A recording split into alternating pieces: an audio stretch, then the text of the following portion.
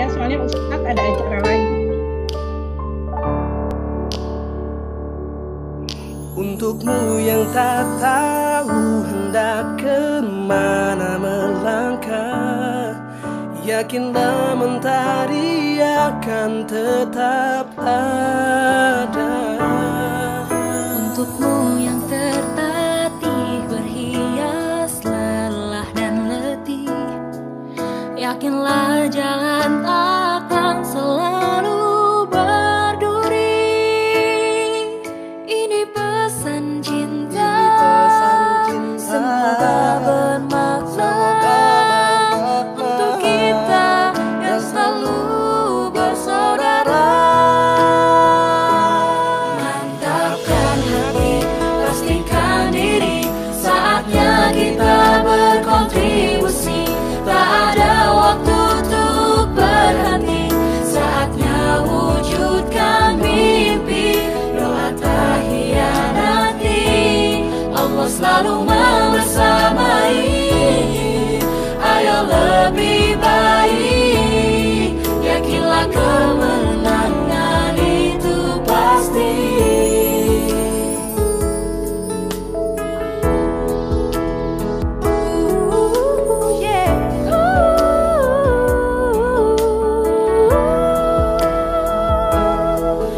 Untukmu yang tertatih berhias lelah dan letih, yakinlah jalan takkan selalu berduri. Ini pesan cinta, semoga bermakna untuk kita yang selalu bersaudara.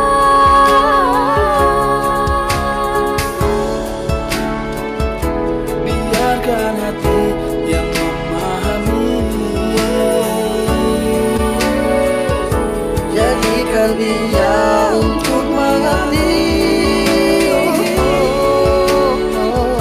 Jalan mendaki jadi melodi, tangan melayang dan jadi bukti.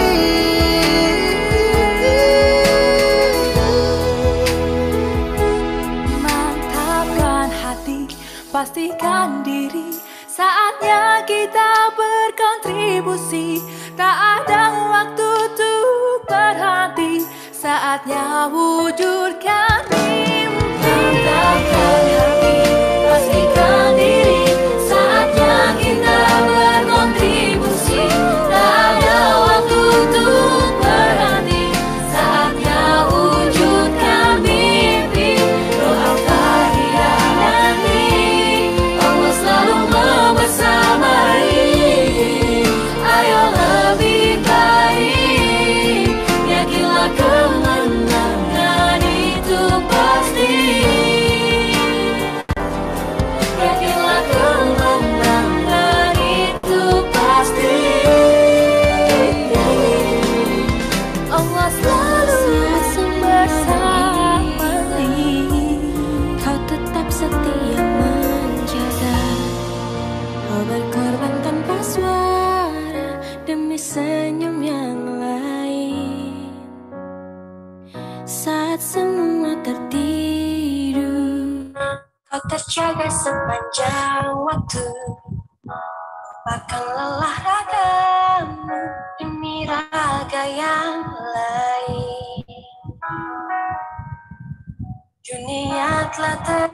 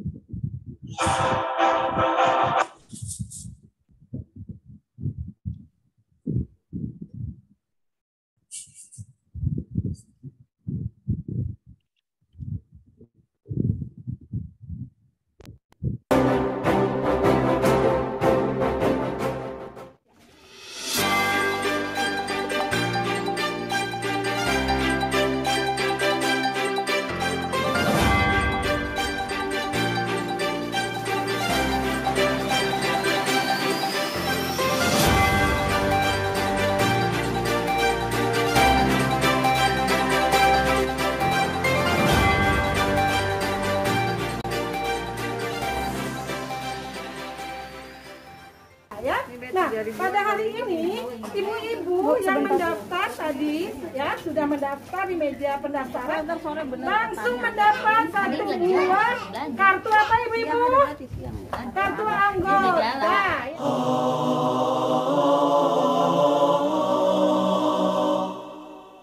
Alangkah indahnya hidup ini, andai dapat ku tatap wajahmu, kan pasti mengalir air mataku karena pancaran ketenanganmu. Alangkah indahnya hidup ini, andai dapat ku kucup tanganmu, moga mengalir keberkatan dalam diriku untuk mengikut jejak.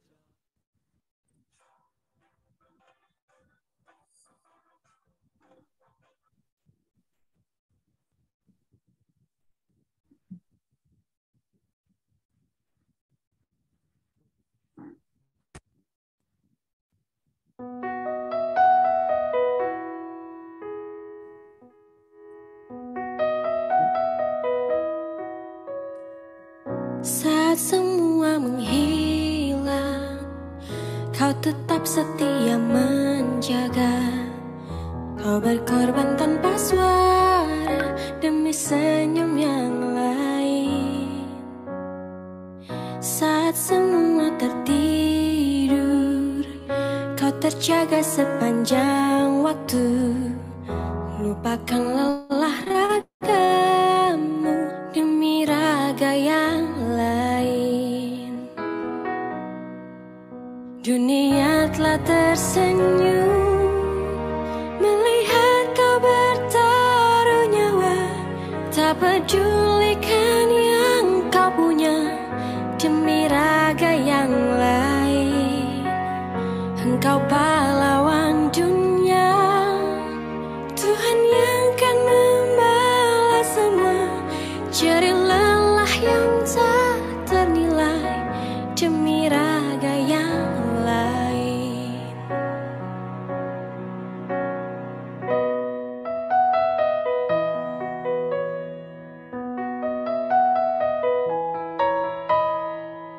Walau hampir tiada sudut untukmu menghela nafasmu, teriring doa untukmu, suara ini untukmu. Dunia telah tersenyum melihat kau bertaruh nyawa. Tak pedulikan yang kau punya demi raga yang lain. Engkau pahlawan dunia, Tuhan yang kan membalas semua jerih lelah yang tak ternilai demi raga yang lain. Jerih lelah yang tak ternilai demi raga yang lain.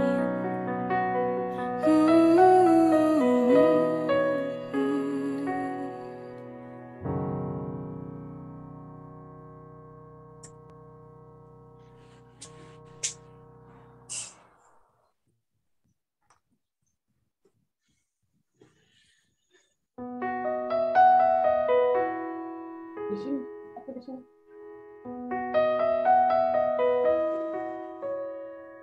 Saat semua menghilang, kau tetap setia menjaga.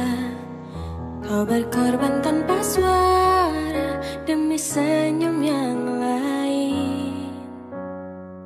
Saat semua tertidur, kau terjaga sepanjang waktu. Lupakan lelah ragamu demi raga yang lain. Dunia telah tersenyum melihat kau bertaruh nyawa. Tak pedulikan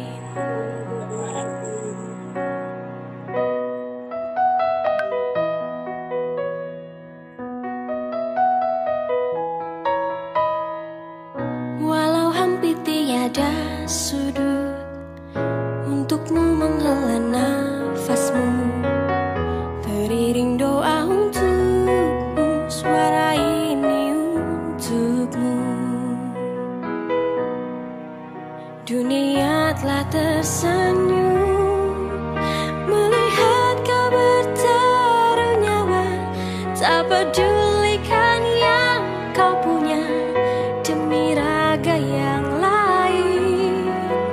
Engkau pahlawan dunia, Tuhan yang kan membalas semua jerih lelah yang tak ternilai demi raga yang lain.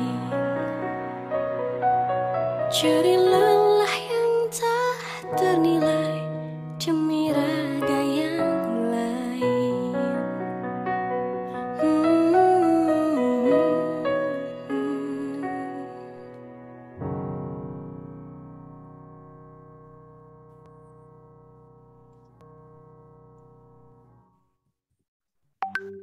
Baik, Alhamdulillah selamat datang para peserta KST Sabila dan PC Salimah Bekasi Barat. Alhamdulillah telah hadir sebanyak 15 orang gitu ya. Ada Ibu Eni, ada Ibu Khairunisa, alhamdulillah. Selamat siang Bu Nisa, apa kabar? Alhamdulillah, luar biasa. Allahu Akbar. Apa kabar juga Bu Ulia? Alhamdulillah. Alhamdulillah ada Mbak Dian Rostika, Masya Allah. Ada Mbak Ceryani, ada Mbak Intan Atmasari, Mbak Ita, Dunia, Mbak Syifa Mawadah, dan Bu Witra. Kita masih menunggu peserta yang lain, mudah-mudahan dimudahkan Allah. Dan kita juga menunggu narasumber kita, Ustadz Ahmad Faris. Baik, silahkan admin untuk memutar kembali.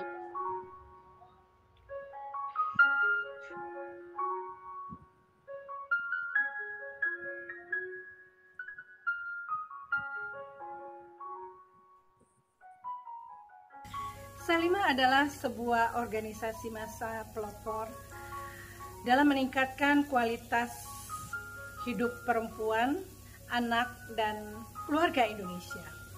Banyak program yang ditawarkan oleh Salimah, diantaranya adalah Sister, Sekolah Ibu Terpadu, memberikan fasilitas keilmuan bagi para perempuan Indonesia, meliputi ilmu agama, ilmu keterampilan pada umumnya, dan juga ilmu masalah-masalah rumah tangga. Selain itu, dalam kondisi pandemi seperti ini, Salimah pun memiliki sebuah program yang disebut dengan Sabila. Sabila adalah Salimah berbagi ilmu yang diberikan dalam bentuk kajian online yang bisa diikuti oleh perempuan maupun keluarga Indonesia.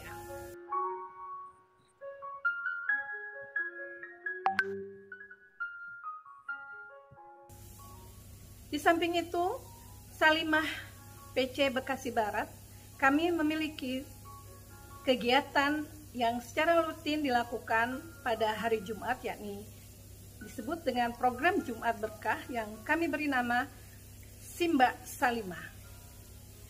Ini adalah sebuah program kegiatan yang memberikan bantuan secara gratis kepada keluarga-keluarga Indonesia yang memang membutuhkan perhatian kita berupa bantuan makanan dan paketnya kami berikan dengan yang betul-betul selektif.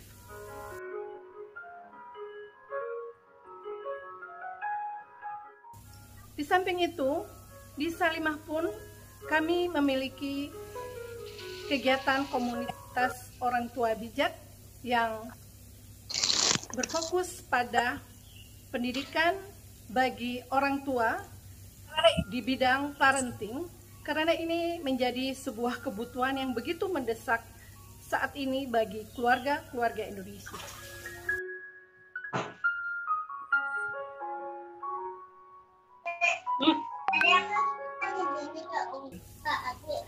Khusus di Salimah, pimpinan cabang Bekasi Barat, kami memiliki 2 toko online shop, ya, 2 online shop atau toko online, yakni Warung Salimah yang menjual aneka makanan frozen, produk dari Salimah Food dan binaan dari PC Salimah Bekasi Barat, dan juga sebuah online shop yakni Brankas Salimah. Ini adalah toko online yang menjual barang-barang baru maupun pre-love berkualitas. Semua kegiatan ini dilakukan untuk menunjang program-program yang dilaksanakan oleh Salimah Bekasi Barat.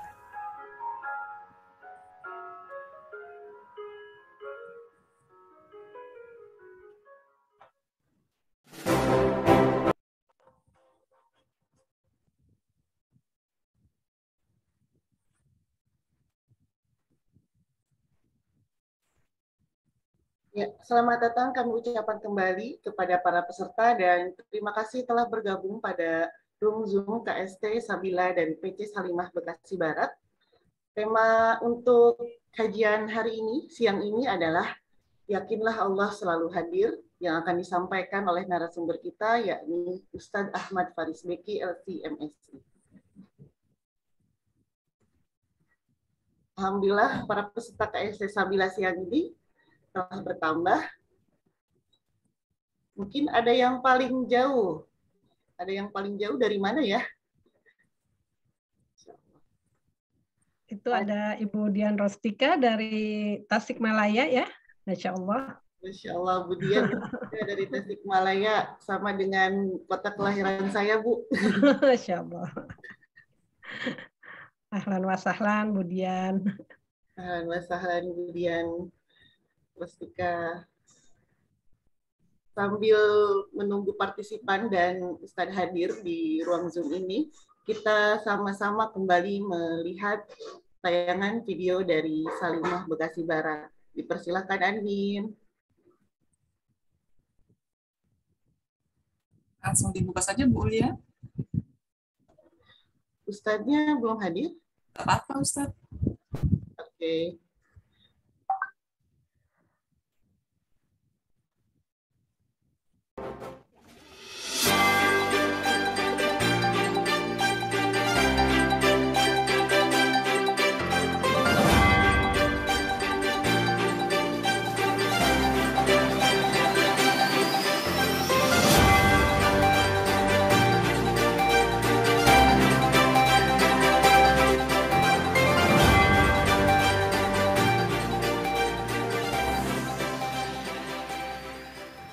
Ya.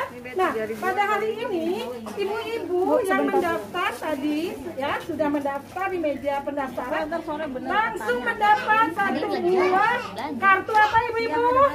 Kartu anggota.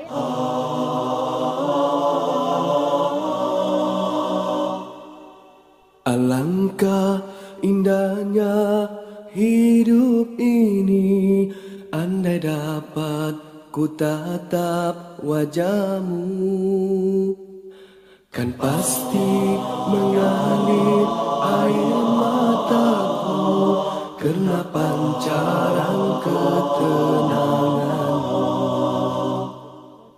Alangkah indahnya hidup ini, andai dapat ku kucup tanganmu. Moga mengalir keberkatan dalam diriku untuk mengikut.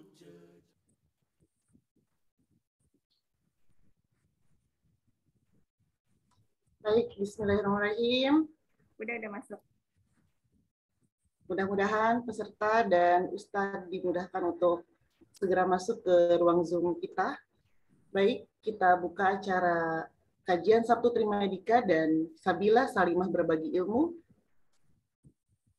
Yang terhormat Ustadz Ahmad Faris Beki LCMSI, yang saya hormati Ketua PC Salimah Bekasi Barat, Ibu Khairunnisa, yang kami hormati Direktur Klinik Trimedika, yakni Dr. Rashid, serta yang kami hormati dan kami banggakan seluruh peserta dan panitia KST Sabila yang dirahmati Allah. Alhamdulillah, marilah kita panjatkan puji syukur kehadirat Allah Subhanahu wa Ta'ala karena berkat rahmat dan karunia-Nya kita dapat berkumpul dalam limpahan nikmat iman, Islam, dan sehat walafiat. Salawat serta salam tidak lupa kita sampaikan kepada kedua kita, uswatun hasanah Rasulullah Shallallahu Alaihi Wasallam, keluarganya dan sahabatnya serta pengikutnya yang telah menghantarkan umatnya dari kegelapan kepada cahaya.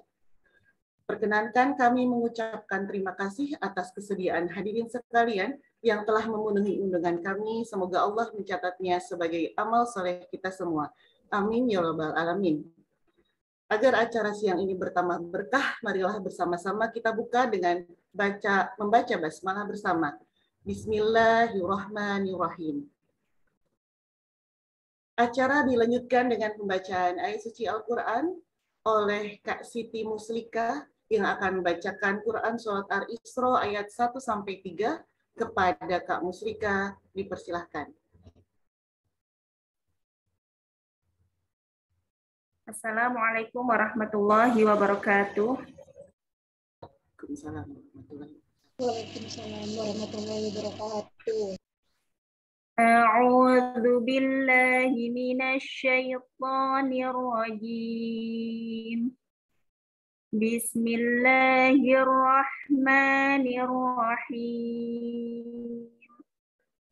Subhanalladzi asra bi'abdihi laylan minal masjidil haram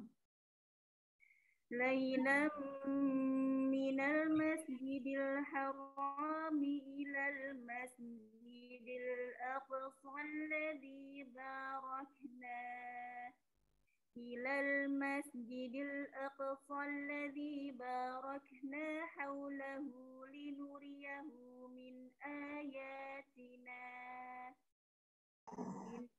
innahu huwas sami'ul basir.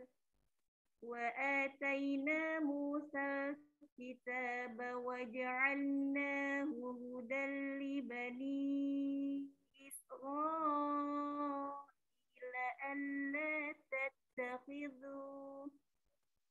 alla tattakhidhu min duni wakila dzurriyyata man hamalna ma'a Nuh innahu kana 'abdan syakura.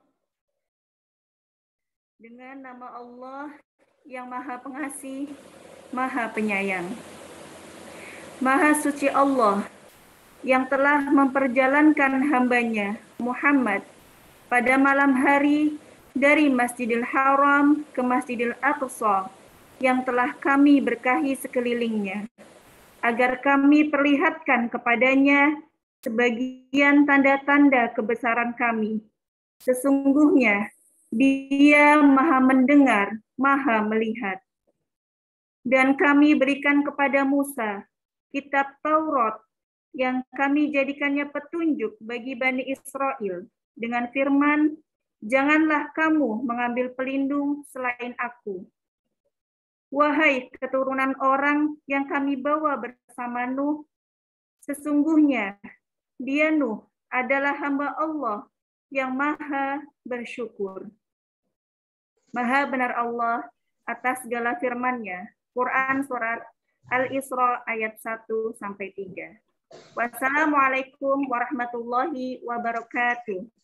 Waalaikumsalam warahmatullahi wabarakatuh. Jazakallahu khairan kepada Kak Muslika yang telah membacakan ayat suci Al-Quran. Mudah-mudahan ayat-ayat suci yang dibaca akan memberikan manfaat dan pahala bagi yang membaca dan bagi kita semua yang mendengarkannya. Amin ya Allah ya Rabbal Alamin. Baiklah hadirin, Ibu, Mbak, Bunda-Bunda Solihah, acara selanjutnya kita akan mengikuti sambutan dari Ketua PC Salimah Bekasi Barat yang akan disampaikan oleh Ibu Hajah Khairunisa MM. Kepada beliau kami persilahkan. A'udzu billahi minasyaitonir rajim. Bismillahirrahmanirrahim. Alhamdulillah. Nasta'inuhu wa nastaghfiruhu wa na'udzu billahi min syururi anfusina wa min sayyiati a'malina. May yahdillahu fala mudhillalah wa may yudlil fala hadiyalah. Asyhadu an la ilaha illallah wahdahu la syarikalah wa asyhadu anna Muhammadan abduhu wa rasuluhu la nabiyya ba'dah. Assalamualaikum warahmatullahi wabarakatuh. Waalaikumsalam warahmatullahi wabarakatuh. Apa kabar ibu-ibu jamaah kajian Sabtu Trimedika bersama Salimah Berbagi Ilmu? Semoga semuanya sehat selalu ya. Semua kita dalam keadaan saat ini masih diuji oleh Allah dengan kondisi pandemi yang saat ini pemerintah mengharapkan kita terus berupaya menjaga kesehatan kita, terus positif dan semangat. Yang saya hormati, Ustadz Ahmad Faris Beki, LC, Master Science, penceramah dalam kajian pada siang hari ini, para asatidzah yang kami cintai, yang telah hadir bersama jamaah,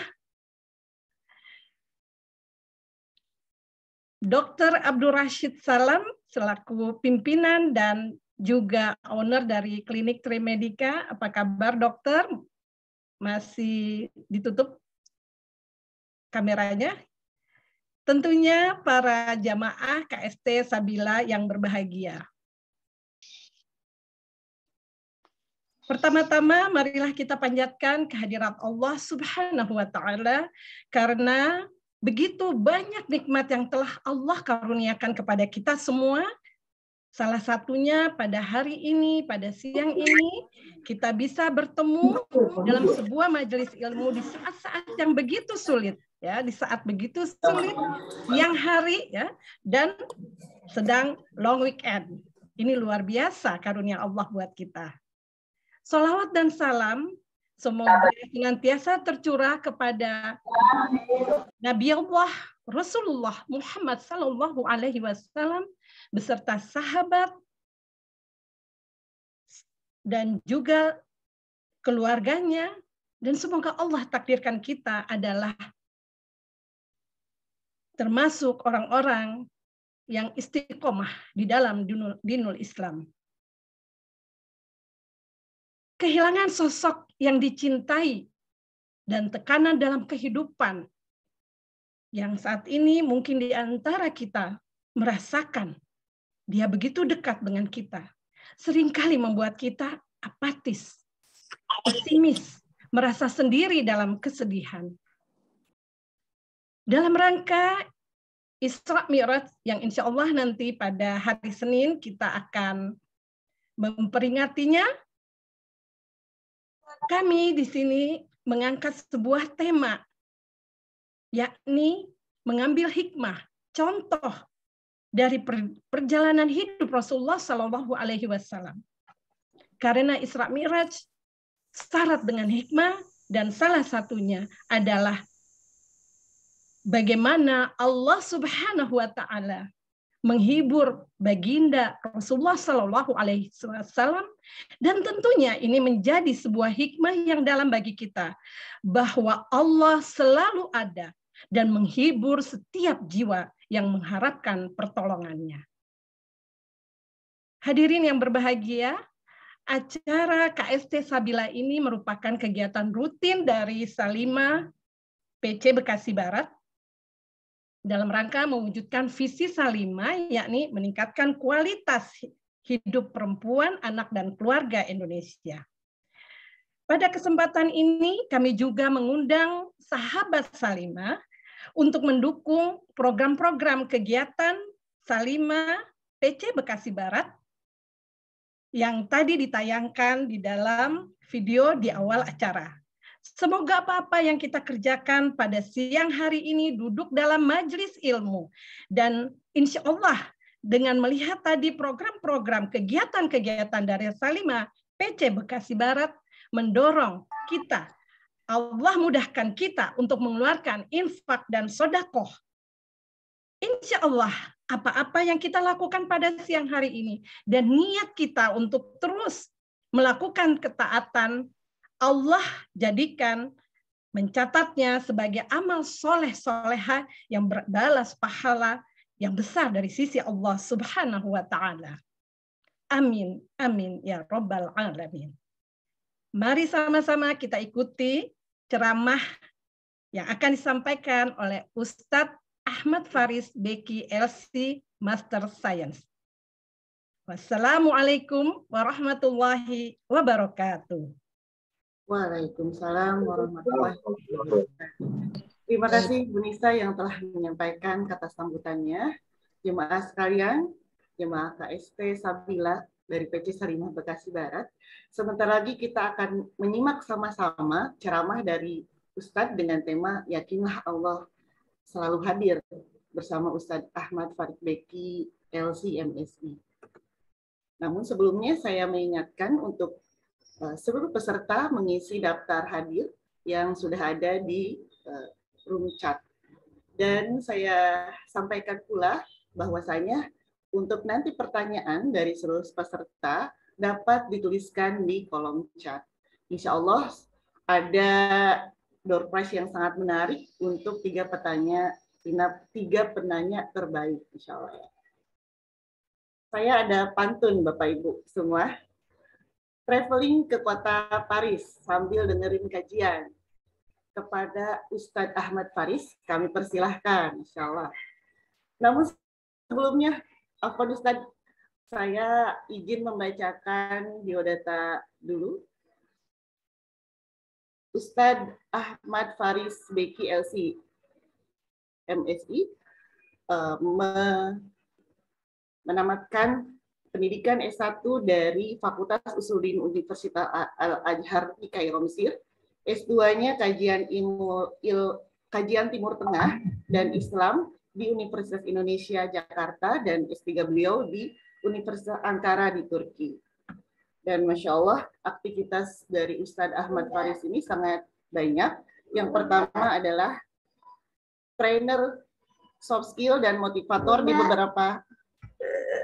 beberapa training instansi pemerintah dan swasta. Beliau juga sebagai dosen sejarah peradaban dan politik di STIU Al-Hikmah Jakarta, pengisi kajian khusus komunitas hijrah dan beberapa kajian di instansi pemerintah maupun swasta, pengisi tetap di beberapa channel dakwah YouTube dan televisi nasional, CEO dan founder Imanfat Urban Muslim Life, serta beliau merupakan penulis buku, diantaranya bestseller seperti Letter from Turkey, Life is Miracle and the Days. Baik, kepada Ustadz Ahmad Faris, saya persilahkan.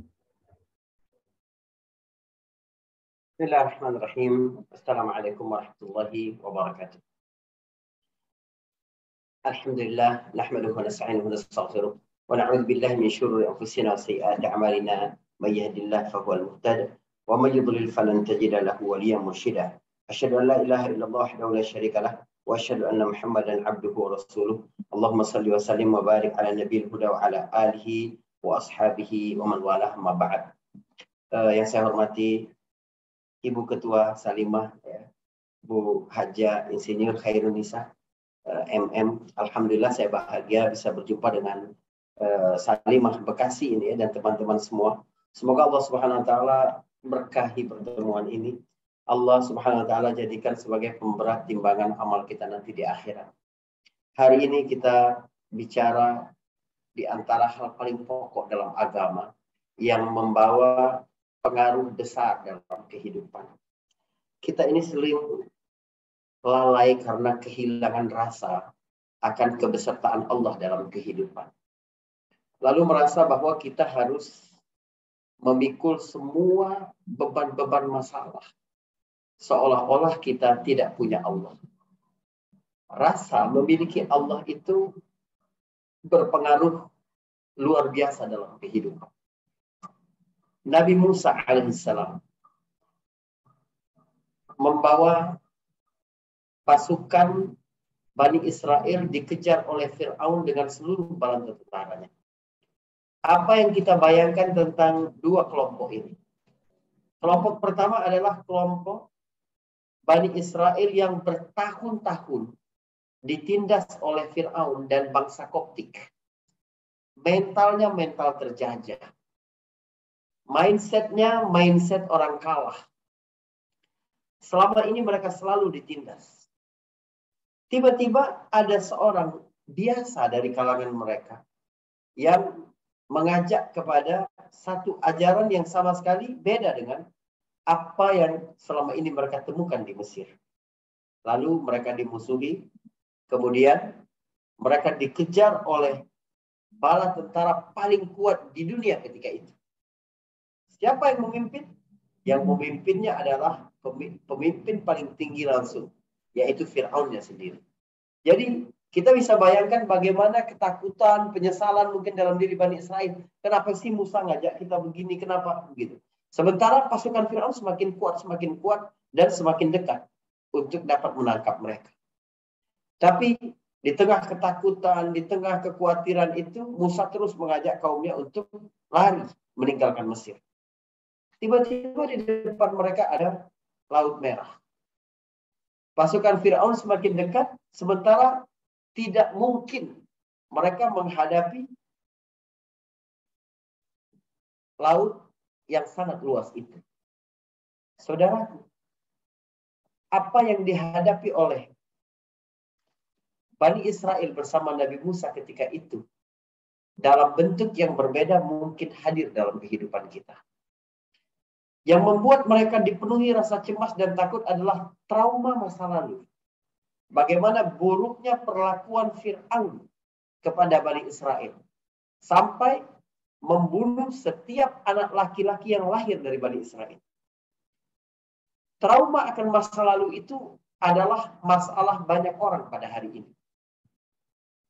Masalah lainnya adalah overthinking, menghadapi masa depan. Merasa bahwa dirinya tidak memiliki kekuatan apapun untuk menghadapi ujian, tantangan, perubahan, kejutan dalam kehidupan. Inilah yang sekarang sedang dihadapi oleh Bani Israel. Di depan mereka ada lautan dan mereka nggak mungkin bisa menyeberanginya. Sementara pasukan Fir'aun semakin dekat. Lalu mereka berkata, Inna lamudrakun.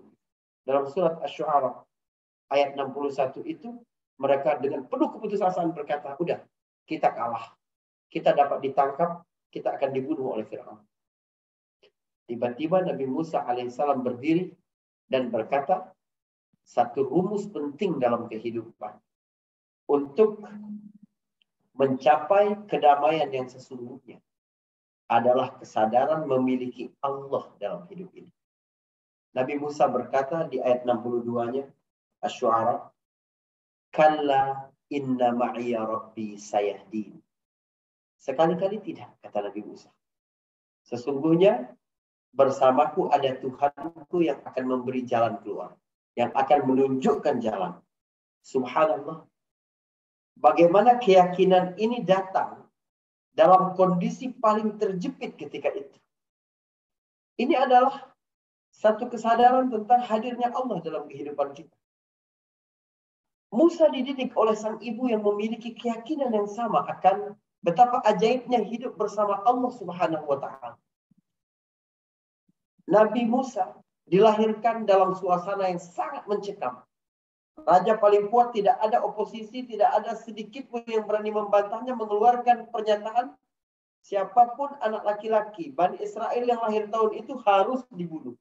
Lalu dia menyebarkan mata-mata dan tentara di mana-mana. Bayangkan bagaimana suasana mencekam di setiap rumah Bani Israel, apalagi di luar rumah. Kebayang apa yang dirasakan oleh ibu Nabi Musa alaihissalam ketika kandungannya semakin besar, dan hari melahirkan akan segera tiba. Begitu anaknya lahir, bayi kan tidak berakal. Bayi dapat menjerit, menangis semau dia. Dia tidak takut apa-apa karena dia tidak tahu ada mata-mata di tentara di luar rumah. Apa yang difikirkan oleh ibu Nabi Musa pada waktu itu? Ini adalah perempuan biasa seperti kita. Apa yang difikirkan ibu Nabi Musa pasti sama dengan yang difikirkan semua ibu pada waktu itu. Gimana berupaya sekuat tenaga untuk menyelamatkan sang anak. Mencarikan tempat yang paling aman untuk anak. Memang banyak gangguan kesehatan mental di dunia ini disebabkan karena urusan keluarga. Orang berpikir bagaimana mencari makan untuk keluarganya. Bagaimana biaya kuliah bagi anaknya. Bagaimana membuat mereka tidak terhina di tengah lingkungannya. Orang tua begitu. Yang dihadapi oleh ibu Nabi Musa lebih mendasar lagi. Nyawa anaknya.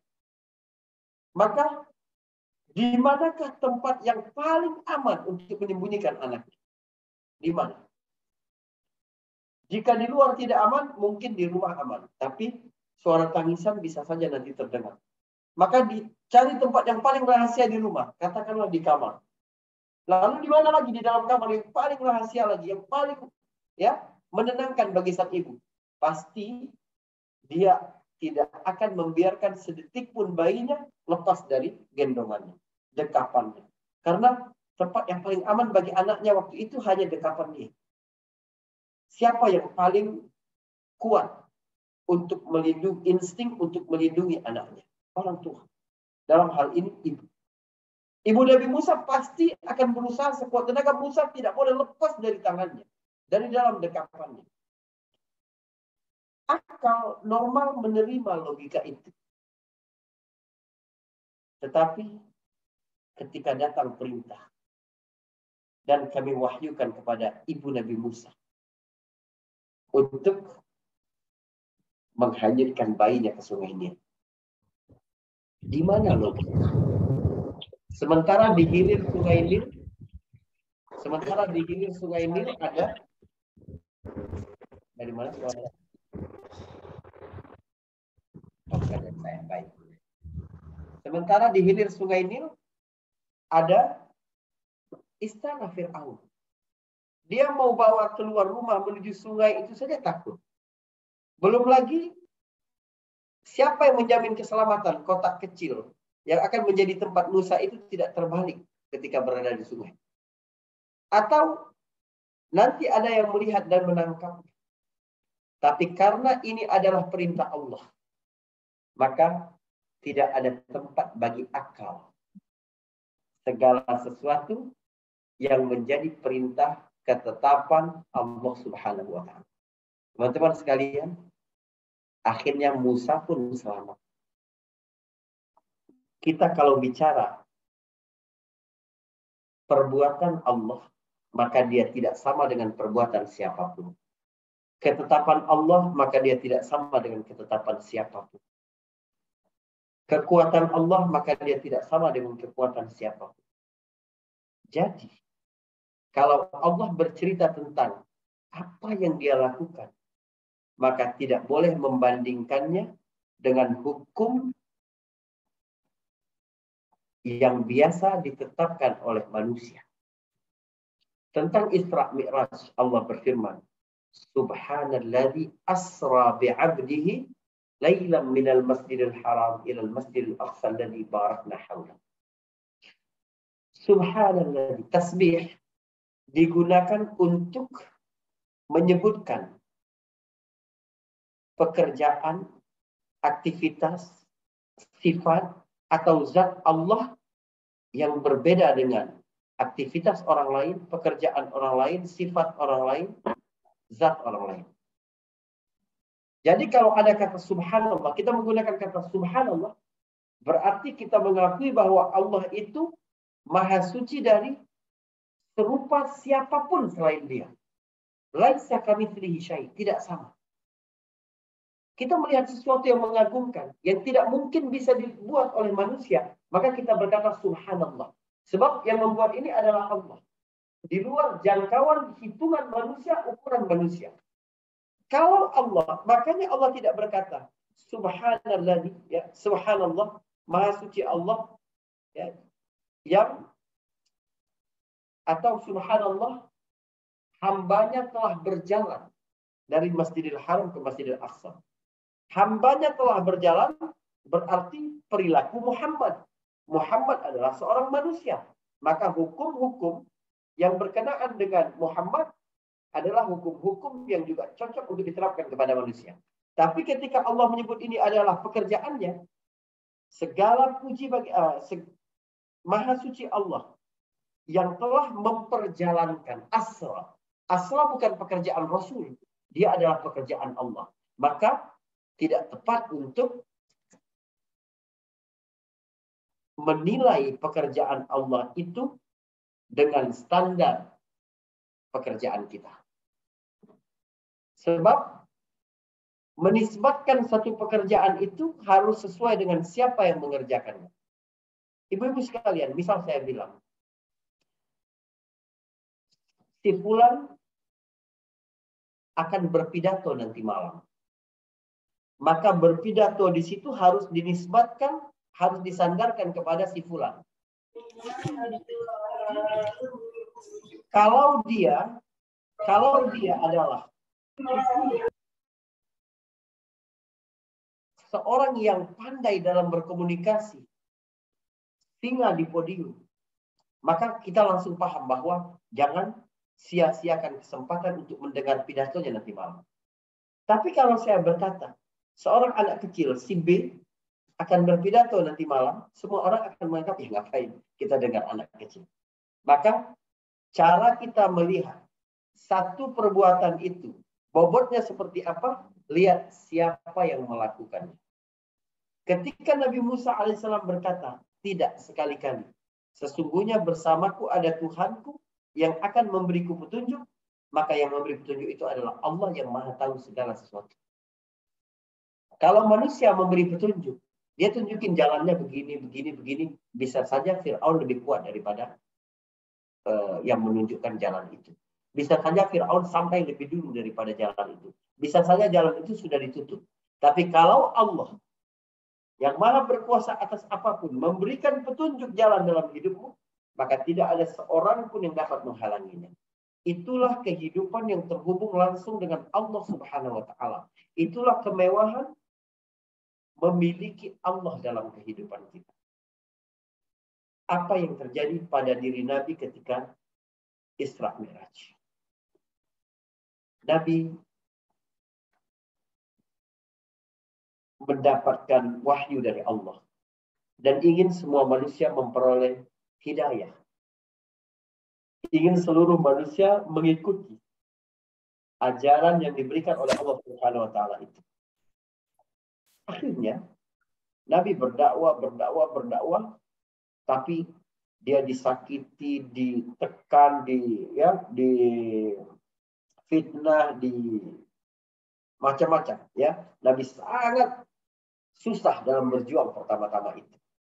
Tetapi Nabi memiliki pelindung di luar rumahnya, yaitu Abu Thalib, dan yang menenangkan hatinya di luar rumah yaitu Khadijah. Orang-orang Quraisy, kata Nabi, tidak bisa menyakitiku langsung sampai Abu Thalib wafat. Jadi pada tahun 10 kenabian, Abu Thalib dan Khadijah ini wafat pada saat yang bersamaan. Abu Thalib dan Khadijah tidak bisa lagi bersama Nabi SAW. Nabi tidak memiliki pelindung di luar rumahnya dari kalangan keluarganya. Walaupun tidak muslim, Nabi juga tidak memiliki tempat dia menghibur kesedihan-kesedihannya ketika dia berada di rumah karena Khadijah sudah wafat. Nabi sangat bersedih. Tahun 10 itu oleh para ahli sejarah disebut sebagai tahun kesedihan. Saudaraku, apa yang dimaksud dengan tahun kesedihan? Tahun kesedihan itu karena Rasul SAW kehilangan dua sosok penting dalam hidupnya. Tapi penyebab paling besar Nabi bersedih bukan kematian keduanya. Tentu saja Khadijah sangat besar artinya bagi Nabi. Abu Thalib juga begitu. Tetapi Nabi telah diuji dengan kehilangan ini berkali-kali sejak kecil. Nabi sudah ditinggal wafat oleh ayahnya ketika dia berada dalam kandungan ibunya. Lalu ditinggalkan oleh ibunya pada usia 6 tahun. Lalu ditinggalkan oleh kakeknya pada saat berusia 8 tahun. Lalu ketika menikah dengan Khadijah, ditinggalkan oleh anaknya, ya, Al-Qasim. Kemudian ditinggalkan lagi oleh anak laki-lakinya, Abdullah. Tidak ada lagi anak laki-laki. Menurut saya, tidak ada kematian yang paling berat di dunia ini kecuali kematian anak. Kehilangan anak adalah musibah paling besar di dunia bagi setiap manusia. Artinya, walaupun kehilangan istri adalah berat, kehilangan paman adalah berat, tidak lebih berat daripada kehilangan anak. Jadi apa yang membuat Nabi sebenarnya bersedih? Nabi bersedih karena dakwah terhenti di Mekah. Sejak Abu Thalib wafat. Dan tidak ada lagi yang memberinya motivasi, semangat, menenangkannya di rumah. Sementara di Mekah semakin menjadi-jadi. Tidak ada seorang pun yang masuk Islam lagi sejak kematian itu. Nabi berpikir, apa yang bisa dia lakukan? Nabi SAW akhirnya memutuskan untuk berdakwah keluar Mekah. Satu keputusan pertama kali Nabi keluar dari kampung halamannya, yaitu menuju ke Taif. Teman-teman sekalian, Abu Thalib wafat bulan Rajab, Khadijah wafat bulan Ramadan. Nabi keluar ke Taif bulan Syawal. Artinya, Nabi Shallallahu Alaihi Wasallam tidak pernah. Artinya Nabi SAW tidak lama berlarut-larut dalam kesedihan karena ditinggal oleh paman dan istrinya. Sebab yang menjadi fokus utama Nabi adalah bagaimana mengajak manusia kepada Allah. Ketika pintu di Mekah tertutup, Nabi harus pergi ke Taif. Pengorbanan Nabi ketika pergi ke Taif ini luar biasa. Ya, ini mukaddimah sebelum adanya Isra Mi'raj. Kita harus jelaskan biar kita tahu betapa Isra Mi'raj ini adalah anugerah yang sangat besar pada diri Rasulullah SAW. Nabi ketika ke Taif itu sangat berisiko. Orang-orang sedang mengikuti kemana gerak Rasul SAW ketika pamannya sudah wafat dan dia tidak ada lagi jalan untuk berdakwah di Mekah. Kalau Nabi salah dalam gerak-gerik, Nabi akan dibunuh. Nabi akan dicegat di tol di kilometer sekian misalnya. Tapi Nabi SAW bergerak dengan penuh strategi dan halus. Pertama, Nabi pergi ke Taif tidak menggunakan kendaraan apapun. Nabi memilih jalan kaki. Nabi memilih berjalan kaki. Nabi tidak memilih sahabat seperti Umar atau Abu Bakar atau Zaid atau sahabat-sahabat yang tangguh lainnya, Hamzah. Orang Quraisy pasti akan bertanya, kemana Muhammad keluar rumah bersama Umar, keluar rumah bersama Hamzah. Tapi Nabi keluar rumah bersama anak angkatnya, Zaid bin Harithah. Jadi orang Quraisy melihat ketika Nabi keluar pada senja itu, ya pada waktu pagi bersama anaknya Zaid bin Harithah, orang Quraisy akan melihat itu sebagai pemandangan yang normal.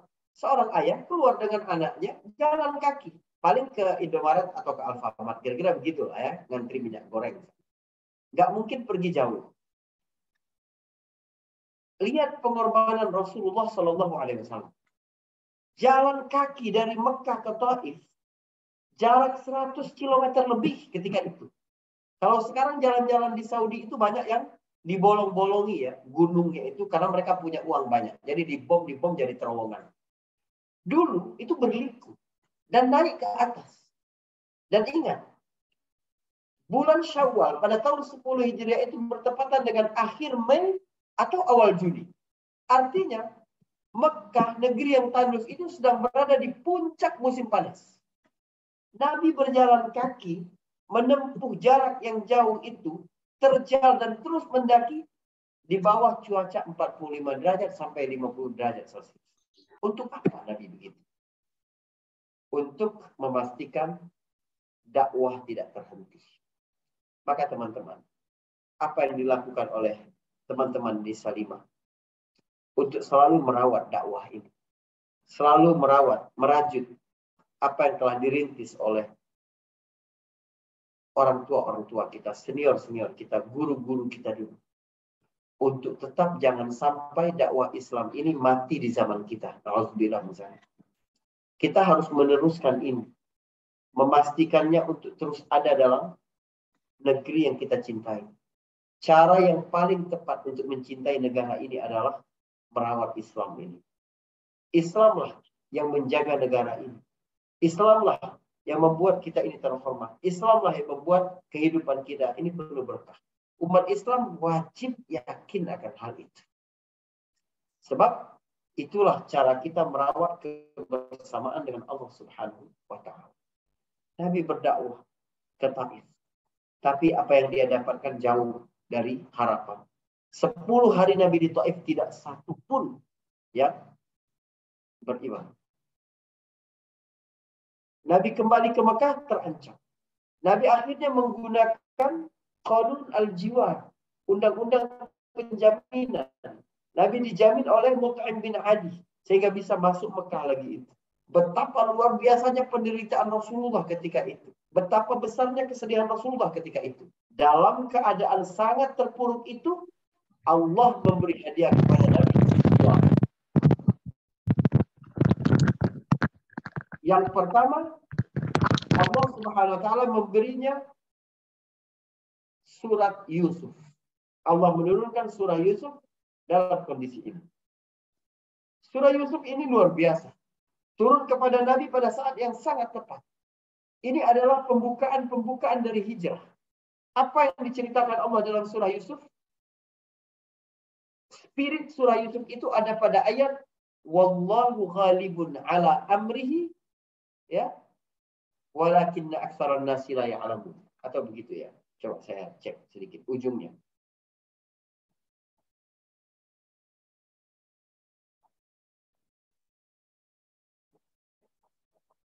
Surah Yusuf ayat ke-21. Wallahu ghalibun ala amrihi walakinna aktsaran nasi la ya'lamun. Betul. Bahwa Allah selalu menang dengan rencananya. Kamu jangan khawatir Muhammad dengan rencana-rencana musuh-musuh. Coba kamu baca kisah Yusuf ini. Yusuf adalah orang baik. Disayang oleh orang tuanya. Seperti engkau orang baik. Dan disayang oleh keluargamu. Tapi kemudian Yusuf diusir. Hampir dibunuh oleh saudara-saudaranya. Seperti kamu nanti sebentar lagi juga akan diusir dan hampir dibunuh oleh keluargamu sendiri di Mekah. Tapi jangan sedih Muhammad. Kira-kira begitu pesan surah Yusuf. Tapi jangan sedih Muhammad. Karena di tempat kamu diusir, justru Allah akan memberikan kemuliaanmu. Kamu akan menjadi pemimpin di situ. Sebagaimana Yusuf akan menjadi pemimpin di Mesir. Dan satu hari kamu akan kembali ke Mekah. Seperti Yusuf akan kembali ke Palestina, ke kampungnya. Pada saat itu jangan dendam Muhammad. Maafkan mereka. Seperti Yusuf yang memaafkan saudara-saudaranya.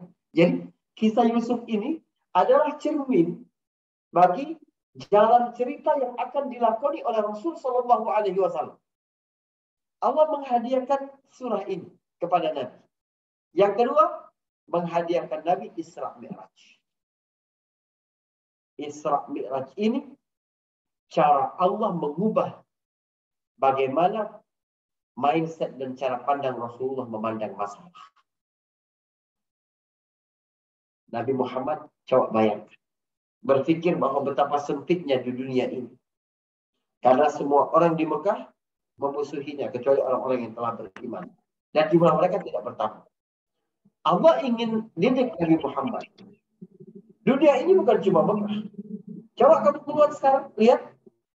Bagi Allah Subhanahu wa Ta'ala, cepat sekali Allah dapat membuatmu berada tiba-tiba di Baitul Maqdis. Setelah itu, belum cukup. Allah menaikkan Nabi. Naik sehingga Nabi melihat. Mustahil Nabi tidak lihat. Nabi melihat bumi. Semakin jauh, semakin kecil. Kerajaan Allah ini besar sekali. Jika kita hanya dikepung oleh persoalan kecil dalam pekerjaan, dalam keluarga, atau di tempat tinggal kita, tidak ada artinya dengan kehadiran Allah Subhanahu wa taala dalam diri kita. Ini di antara hikmah penting dari Isra Mi'raj. Bahwa Allah tidak mungkin meninggalkan engkau Muhammad. Tidak mungkin membiarkan engkau Muhammad. Sama seperti ketika Nabi Shallallahu Alaihi Wasallam diuji oleh Allah dengan tidak turunnya wahyu beberapa hari. Ada yang berkata 2 minggu, ada yang berkata 40 hari, ada yang berkata 2 bulan. Sampai Nabi diejek oleh Ummu Jamil, ya, istri dari Abu Lahab. Dia melihat Muhammad sudah ditinggalin sama Tuhannya. Nggak ada lagi datang tuh dukunnya Muhammad, maksudnya Jibril. Nabi semakin sedih. Nabi merasa jangan-jangan Allah memang tidak sayang dengan dia. Jangan-jangan Allah sudah meninggalkan dia. Teman-teman sekalian, kondisi Nabi ketika itu sering banget kita rasakan dalam kehidupan personal kita. Orang mukmin yang taat dan dapat merasakan manisnya memiliki hubungan yang dekat dengan Allah Subhanahu wa taala, lalu tiba-tiba tergelincir melakukan dosa, tapi kemudian dia kembali kepada Allah lagi, itu bahagianya luar biasa. Dia dapat merasakan manisnya ketaatan, karena ternyata kemaksiatan dan dosa hanya akan menimbulkan keresahan dalam hidupnya. Nabi Muhammad dalam kondisi seolah-olah dia telah dibiarkan oleh Allah. Jangan-jangan betul apa yang dikatakan oleh orang-orang Quraisy bahwa Allah telah meninggalkannya, Allah benci dengan dia. Maka Allah Subhanahu wa taala kemudian menurunkan kepada Nabi surat Ad-Duha. Waktu turun surat Ad-Duha ini, Nabi mengucapkan Allahu Akbar.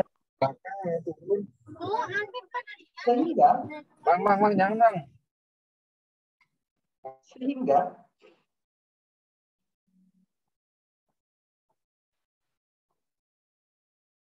Nabi mengucapkan takbir ketika surah ini turun. Nabi berkata Allahu Akbar. Karena itu banyak qari Al-Quran ketika membaca surat Ad-Duha dia mulai dengan Allahu Akbar Bismillahirrahmanirrahim Wadduha wal laili idza saja. Karena Nabi membaca takbir ketika turunnya surah Ad-Duha. Allah bersumpah demi duha, demi siang dan demi malam. Untuk apa? Untuk memberi satu statement yang meyakinkan kepada Nabi, Allah nggak pernah pergi dalam kehidupan. Allah berkata, "Ma wadda'aka rabbuka wa ma qala." Perhatikan. Allah kalau berkata kepada Nabi dalam bentuk orang kedua tunggal, Anda, anta, maka itu berarti kasus ini khusus untuk Nabi dan kepada setiap orang mukmin secara private, secara personal. Jadi Allah bukan sedang berbicara kepada orang ramai, tidak. Seolah-olah kalau Allah berkata kepada Nabi, "Mawadda'aka rabbuka wa ma qala," seolah-olah Allah berbicara kepada saya ketika saya sedang sendiri. Saya sedang duduk masalah, saya terpikir jangan-jangan Tuhan telah meninggalkan saya. Allah datang dan berkata, "Faris, mawadda'aka rabbuka wa ma qala." Jadi semua sapaan Allah kepada Nabi dalam bentuk orang kedua tunggal itu bermakna sapaan Allah untuk Nabi dan untuk orang mukmin yang mempunyai pengalaman yang sama dengan Nabi. Untuk setiap kita dengan seluruh persoalan-persoalan yang unik dan beragam. Allah berkata, "Mawadda'aka rabbuka wa ma qala." Apa arti wadda'a? Wadda'a itu bukan meninggalkan. Ummu Jamil berkata, Tuhan Muhammad telah meninggalkan dia. Inna rabbaka tarakaka wa qalaka. Sesungguhnya Tuhanmu telah meninggalkan kamu dan benci kepada kamu. Maka Allah jawab, ma wadda'aka.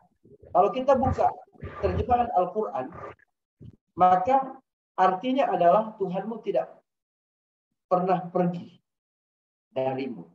Sebenarnya wada'a itu bukan meninggalkan. Meninggalkan itu padanan kata yang tepatnya adalah taraka atau hajar, hijrah.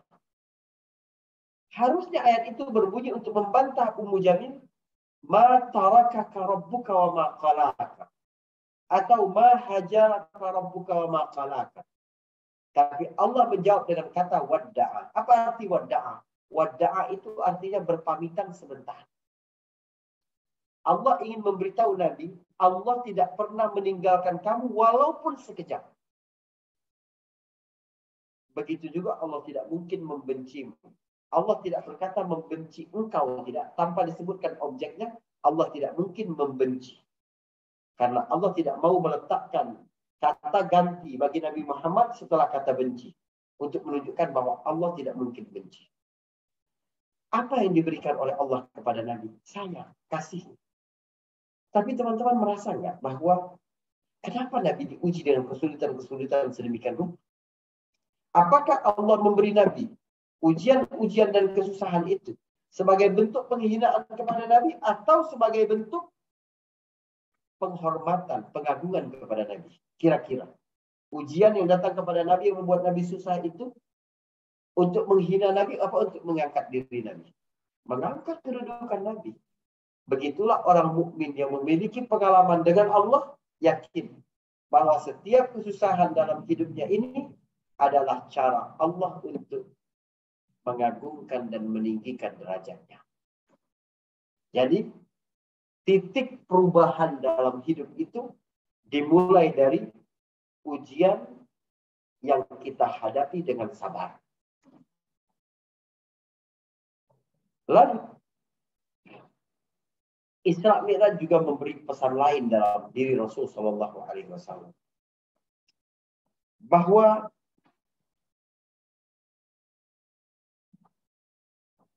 ini adalah cara Allah untuk menunjukkan kebenaran risalah Rasul Shallallahu Alaihi Wasallam. Karena itulah di antara hikmah Nabi Shallallahu Alaihi Wasallam tidak langsung naik ke langit dari Masjidil Haram. Sebab nanti orang tidak bisa membuktikan kebenaran ucapan Nabi. Tapi karena Nabi berkata, aku dari Masjidil Haram tadi malam ke Masjidil Aqsa. Dan pagi ini sudah ada di Mekah. Orang-orang tertawa-tawa dan menghina Nabi SAW. Tapi kemudian Nabi dapat membuktikan itu. Mereka bertanya, apa buktinya? Ya, apa yang kau temukan di jalan? Nabi akhirnya bercerita. Kira-kira besok sore kafilah dagang yang dipimpin oleh si fulan bakal masuk Mekah. Karena dia kemarin tadi malam aku temukan di wilayah A, wilayah B, dan seterusnya. Lalu kemudian fakta menunjukkan hal itu dengan benar. Begitu juga tentang sifat-sifat di Baitul Maqdis. Nabi dapat menjawab dengan baik. Ya, pertanyaan-pertanyaan orang-orang Quraisy. Jadi justru karena ujian yang kuat itulah cara Allah Subhanahu wa taala untuk menyempurnakan agama ini. Cara Allah Subhanahu wa taala untuk menyempurnakan cahaya hidayah ini. Jadi teman-teman sekalian, jangan pernah merasa lemah ketika kita mendapat rintangan-rintangan dalam menegakkan syariat ini. Gak mungkin bisa. Siapapun dapat melemahkan rencana-rencana Allah itu. Allah berkata dalam Al-Quran, yuriduna liyutfi'u nurallah biafwahihim wallahu mutimmu nurihi walau karihal kafirun. Mereka ingin meniup cahaya Allah dengan mulut mereka. Tapi Allah justru menyempurnakan cahaya itu. Teman-teman sekalian, ada nggak yang aneh dari susunan kata itu? Saya ulangi. Mereka ingin meniup cahaya dengan mulut mereka. Apa yang ingin mereka tiup? Apa yang ingin mereka padamkan? Cahaya. Bukan api. Allah tidak berkata sumber cahaya, tidak. Tapi Allah berkata cahaya. Antara saya dan kamera ada cahaya. Sehingga Anda bisa lihat saya sekarang karena ada cahaya. Saya coba tiup cahayanya biar Anda tidak bisa lihat saya. Saya tiup. Bisa nggak saya meniup cahaya? Sia-sia. Segala upaya untuk meredupkan cahaya Allah, memadamkan cahaya agama, membungkam syiar-syiar Allah, tidak mungkin sukses. Justru Allah akan semakin menyempurnakan cahaya. Allah akan semakin menyempurnakan kebenaran-kebenaran itu. Nah, Rasulullah yang sabar dengan ujian itulah kemudian dibalas oleh Allah dengan kedudukan yang tinggi. Kemudian ketika Allah Subhanahu wa taala bercerita, ya, memperlihatkan kepada Nabi banyak hal-hal yang ajaib dalam diri Nabi Shallallahu Alaihi Wasallam dan perjalanan Isra-nya, Allah Subhanahu wa taala memberikan setiap yang disaksikan Nabi itu menjadi pelajaran tersendiri bagi manusia akan baiknya Allah bagi manusia, akan adilnya Allah dalam menetapkan ketetapan, akan besarnya kuasa dan kekuatan Allah Subhanahu wa taala. Misal, kita bicara tentang agama. Agama ini tidak mungkin bertentangan dengan tabiat asli manusia. Dengan fitrah paling dalam di dalam hati manusia. Gak mungkin. Dan tidak ada yang lebih baik kecuali sesuatu yang dari Allah tanpa campur tangan manusia. Kenapa agama Islam ini agama yang sempurna? Sebab tidak ada tempat bagi siapapun selain Allah untuk menetapkan hukum syariat. Nabi pun tidak menetapkan. Semuanya dari Allah. Wa ma yantiqu 'anil hawa in huwa illa wahyun yuha. Agama lain bercampur dengan perkataan manusia, bercampur dengan aturan-aturan yang dibuat oleh pemimpin-pemimpin mereka. Ini berbeda dengan Islam. Sesuatu yang murni dari Allah pasti lebih baik daripada sesuatu yang telah ada campur tangan selain Allah Subhanahu wa taala. Pada saat Nabi keluar dari sholat di Masjidil Aqsa, Jibril menawarkan Nabi 2 gelas. Satu berisi susu, satu berisi khamar. Pada waktu itu minuman keras belum dilarang. Nabi memilih minum susu, tidak memilih minum khamar. Kata Jibril, laqad hudita ilal fitrah. Engkau telah diberi petunjuk, dibimbing oleh Allah memilih yang fitrah. Coba lihat, ini simbol banget. Susu dan arak. Susu adalah simbol kemurnian. Sebab memang dari sejak awal Allah menciptakan susu di dalam hewan itu. Tapi Allah tidak pernah menciptakan arak. Allah cuma menciptakan anggur atau menciptakan gandum. Dia menjadi arak karena campur tangan manusia. Jadi segala sesuatu yang sudah ada campur tangan manusianya, gak mungkin dapat menandingi sesuatu yang murni dari Allah Subhanahu wa taala.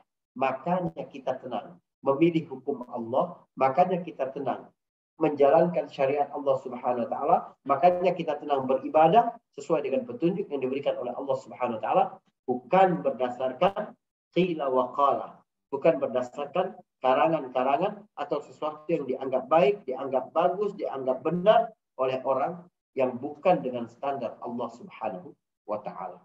Ibu berbahagia, ini mungkin sebagai pengantar dalam diri kita ya.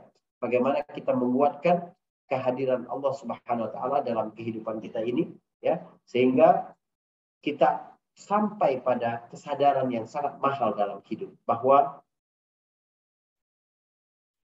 hal yang paling mewah dalam hidup adalah dapat merasakan kehadiran Allah dalam hidup.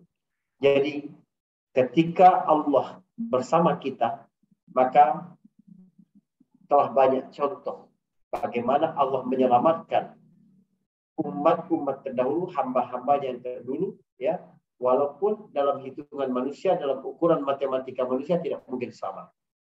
Nabi Yunus alaihissalam berada di dalam kegelapan perut ikan, di dasar lautan, malam hari, tidak mungkin ada yang mendengar teriakan Nabi Yunus. Tapi ketika dia bertasbih, subhanak, maka Allah Subhanahu wa taala pun menyelamatkan dia. Kalau Yunus tidak bertasbih, tidak dapat mengembalikannya pada kesadaran bahwa Allah ini maha sempurna. Zatnya tidak mirip dengan zat siapapun.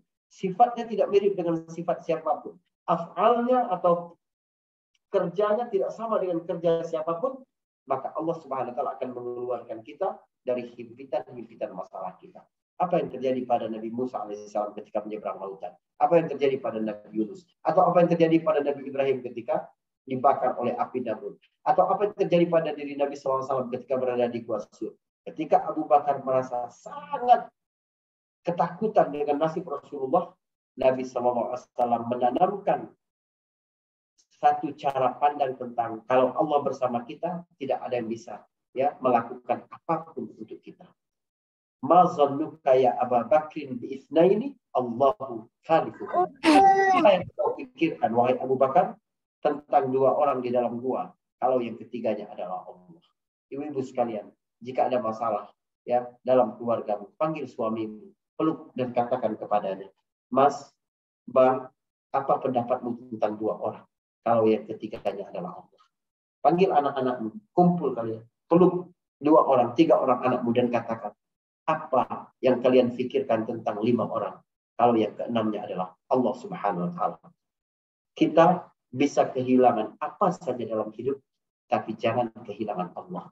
Siapa yang telah menemukan Allah, hakikatnya tidak pernah kehilangan apapun. Siapa yang kehilangan Allah, hakikatnya tidak pernah bertemu apapun dalam hidupnya. Mungkin ini dari saya, bisa kita kembangkan dalam diskusi dan tanya jawab insya Allah.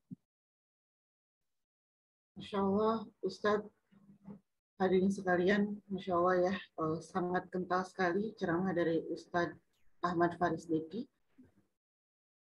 Perlu saya sampaikan kembali bahwasanya ada banyak ilmu yang telah Ustadz sampaikan pada kita, bahwa kesadaran akan kita semua itu sadar bahwa kita adalah milik Allah dan memiliki Allah gitu ya. Dan keyakinan itu mudah-mudahan senantiasa hadir dalam kondisi apapun, meski dalam kondisi terhimpit. Dan cara bagaimana kita merawat kedekatan dengan Allah yaitu dengan kita senantiasa merawat dakwah. Dan kita yakin bahwa Allah tidak akan meninggalkan kita walau hanya sekejap gitu ya. Ustadz Ahmad Faris sangat runut sekali menjelaskan kepada kita semua bahwasanya bagaimana dahulu Nabi Musa, kemudian Nabi Yusuf, dan Nabi kita gitu ya, Nabi Muhammad SAW mendapatkan mukjizat, mendapatkan kekuatan dan keimanan, dan hingga akhirnya insya Allah menjadi tauladan untuk kita semua. Satu hal quote yang dapat kita jadikan penyemangat gitu ya, jangan pernah merasa lemah di saat kita sedang meninggikan agama Allah. Maka pada kesempatan ini kami persilahkan kepada Bapak Ibu peserta untuk menyampaikan pertanyaan di kolom chat. Kami persilahkan.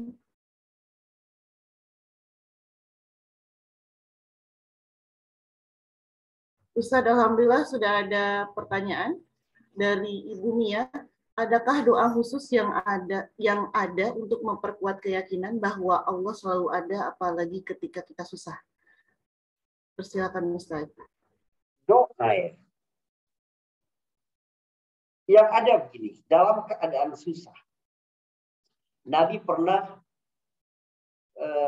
memanggil seorang sahabat ketika sedang di masjid. Kata Nabi, mau nggak aku ajarin satu doa yang kalau kamu ucapkan, maka seluruh masalah-masalahmu akan ada jalan keluar. Kata sahabat itu, tentu ya Rasulullah, aku mau.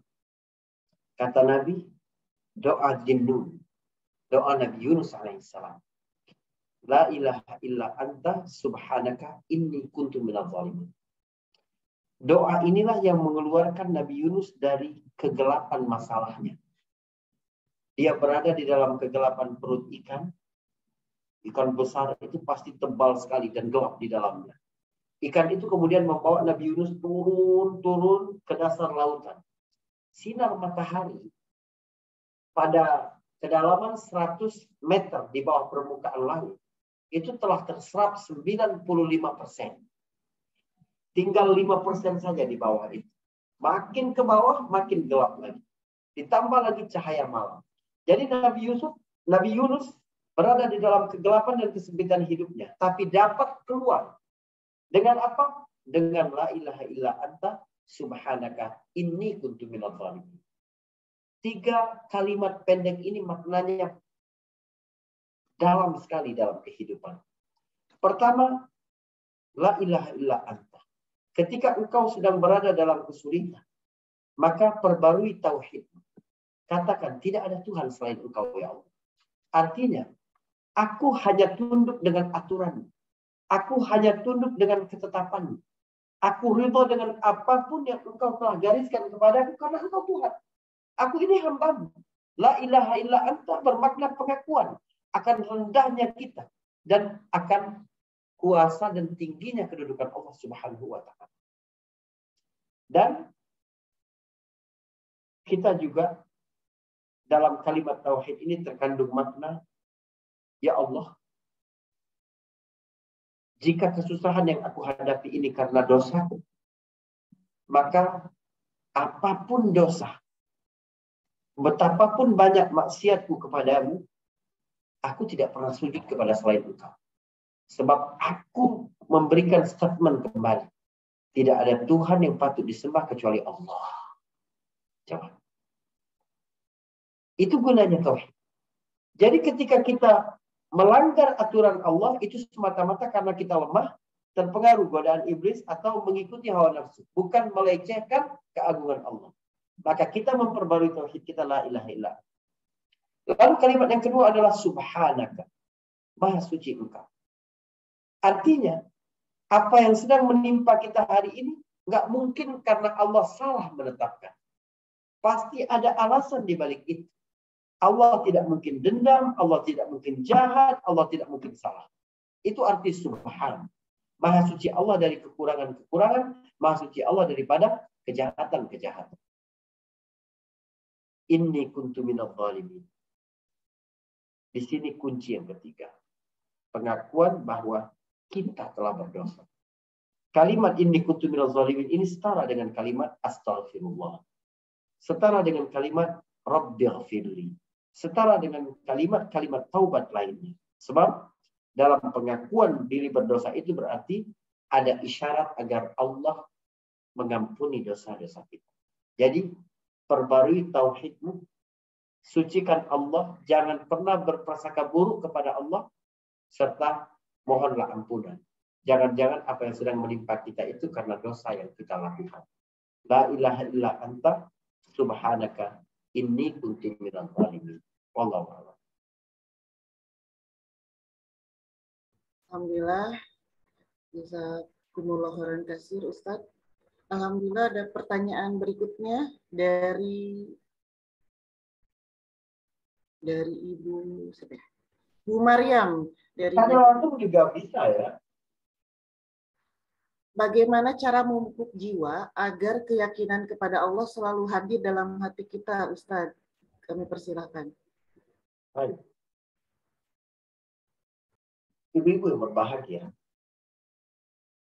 puncak kedewasaan spiritual itu mungkin tidak kita dapatkan ketika kita sholat, ketika kita membaca Al-Quran, bahkan ketika kita haji mengunjungi Baitullah atau umrah di depan Ka'bah. Sebab kedewasaan spiritual itu ketika kita pernah mengalami dalam satu fase hidup kita, kita tidak memiliki daya dan kekuatan apapun kecuali karena izin Allah, karena ada kekuatan dari Allah. Rasa tidak berdaya itulah yang menghadirkan kekuatan akan hadirnya Allah dalam hidup kita. Pandemi ini menegaskan banyak sekali hal bahwa Allah Subhanahu wa taala yang bekerja di alam semesta itu. Bukan kepintaranmu, bukan pengalamanmu, bukan kekuatanmu, bukan. Tapi Allah. Contoh. Sampai hari ini belum ditemukan obat COVID-19. Pernah ada diumumkan untuk meringankan gejala. Dianggap ini secara euforia diberitakan sebagai obat COVID. Ternyata enggak sampai hari ini. Maka tetap butuh vaksin, dan itu juga tidak menjamin. COVID, ya, udah 2 tahun lebih. Di mana keunggulan dan perkembangan ilmu medik selama ini? Kok nggak bisa, lemah kalian? Hanya untuk mengatasi satu jenis virus yang tidak bisa dilihat saking halusnya. Tapi kalian nggak berdaya semua. Semua negara, dari negara maju sampai negara miskin dan terkebelakang, nggak bisa menghadapi COVID. Obatnya sampai hari ini tidak ditemukan. Tapi kita lihat data.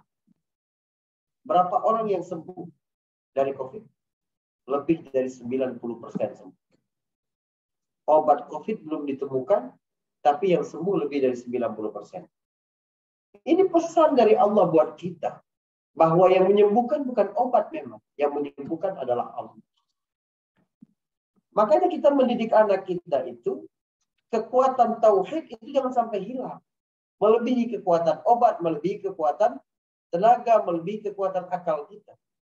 Jangan biasakan, ya, kita pamit keluar rumah atau suami Anda pamit keluar rumah dan berkata kepada anaknya, "Dan papa keluar dulu ya, kerja cari duit." Jangan. Sampai dewasa tertanam dalam otak anakmu bahwa duit itu karena hasil kerja kerasmu. Auzubillah min dzalik. Itu jebakan korun itu. Jadi bilang kepada anak kita, "Papa kerja dulu ya, karena laki-laki harus bekerja. Papa kerja dulu ya, mama kerja dulu ya, karena mama ingin membantu manusia, ingin mengajar, ingin mengobati, ingin memberikan manfaat di sekitarnya. Mama bantu ayahmu juga dalam mencari nafkah." Itu adalah keteladanan kepada anak bahwa ayahnya setiap hari keluar rumah bersusah payah karena taat sama Allah, Allah perintahkan dia bekerja. Waktu pulang bawa duit, bilang, "Ayah, alhamdulillah dapat rezeki dari Allah. Ya, uang segini kita bisa jalan-jalan nanti hari Sabtu pergi ke sini." Itu tauhid tertanam dalam diri anak. Begitu juga ketika anak sakit. Jangan kasih obat dan mengatakan, "Nak, minum obat biar sehat." Jangan. Dari kecil ditanamkan tauhid. Sekaligus memperbaiki keyakinan kita. Bilang kepada anak kita dan kepada hati kita, "Nak, minum obat. Karena ini perintah Nabi. Nabi perintahkan kita berobat. Semoga Allah menyembuhkan." Tauhidnya begitu. Jadi walaupun kita tidak sembuh, kita berobat itu berpahala karena mengikuti syariat. Nabi perintahkan itu. Tentang hidup kita. Adapun menyembuhkan itu urusan Allah. Ada orang nggak berobat sembuh. Ada orang yang berobat paling canggih di rumah sakit paling mahal mati di situ. Allah ingin beritahu kita bahwa yang bekerja semuanya adalah Allah. Itu cara kita melihat kehadiran Allah dalam kehidupan. Atau ada pesan juga dari bagaimana seseorang dalam mendapatkan sesuatu atau rezeki misalnya. Banyak sekali Allah memberitahu kita mencari rezeki di mana, dapatnya di mana. Pada peristiwa yang terjadi pada diri Hajar, dia berlari dari Safa dan Marwah, itu usaha dia. Tapi dapat rezekinya di mana? Dapat rezekinya di tendangan kaki kecil Ismail di dekat Ka'bah. Allah ingin beritahu, kamu usaha di mana itu urusan kamu. Tapi yang memberi rezeki urusan Allah. Karena itu bukan berjalan seiring sejalan antara kerja seseorang dengan rezeki seseorang. Tidak. Apa ukuran yang paling valid tentang rezeki ini apa? Jam kerja? Enggak. Banyak orang jam kerja lebih pendek, penghasilannya lebih bagus. Kekuatan fisik? Tidak. Buru-buru di pelabuhan itu paling kuat secara fisik. Tapi penghasilannya berapa? Ijazah? Tidak. 6 orang dari 10 yang paling kaya di dunia bukan sarjana. Kepintaran? Tidak. Banyak sekali. Di Al-Azhar itu, saya kalau kuliah dulu, ketemu sama profesor-profesor itu. Alim semua itu. Bergantung di bis kota yang sesat. Memang murni pemberian dari Allah SWT yang sudah dijatah. Pada umur 120 hari seseorang berada dalam kandungan sudah ditakar. Ini rezeki Faris segini. Ya, rezeki Bukhairun Nisa sedikit lebih banyak lah, ketua Salimah. Kemudian rezeki terus begitu. Sudah ditentukan. Jadi kita ini bekerja untuk apa, Ustaz? Untuk taat kepada Allah. Sebab Allah perintahkan kita untuk bekerja. Nabi sampaikan seseorang pergi ke hutan mencari kayu bakar, diikat lalu dijual lebih baik daripada dia meminta-minta. Agama ini ingin menyelamatkan kita dari kehinaan meminta-minta. Agama ini menyelamatkan kita dari kehinaan melakukan pencurian, penipuan, dan seterusnya. Kamu harus bekerja dengan cara yang halal. Tapi urusan memberi, urusan Allah. Orang berdagang, dagangannya sama, harganya sama, tempatnya berdampingan, rezekinya berbeda. Iya. Itu cara kita menghadirkan Allah dalam hidup. Lihat.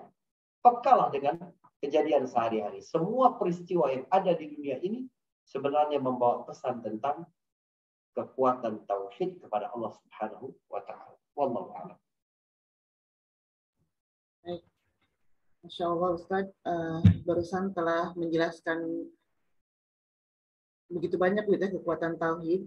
Sebenarnya ada pertanyaan, barusan Ustaz sudah menjelaskan rinci sekali tentang penanaman tauhid kepada anak.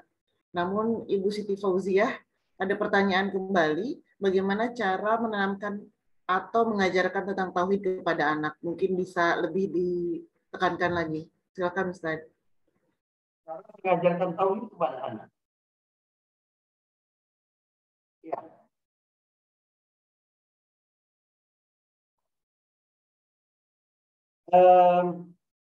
Betul ya, itu pertanyaannya kan?